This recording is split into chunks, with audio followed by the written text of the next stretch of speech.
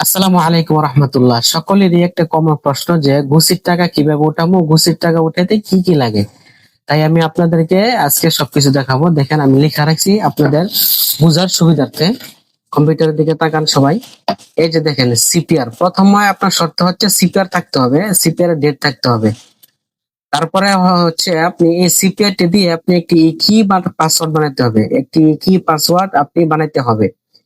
এগুলো যখন হয়ে যাবে তখন আপনি ব্যাংক থেকে আইবিএন সার্টিফিকেট কপি, অর্থাৎ আপনার অ্যাকাউন্টের আইবিএন সার্টিফিকেট কপি সংগ্রহ করতে হবে। এগুলো যখন সংগ্রহ হয়ে যাবে তারপর আপনার পাসপোর্ট কপি লাগবে।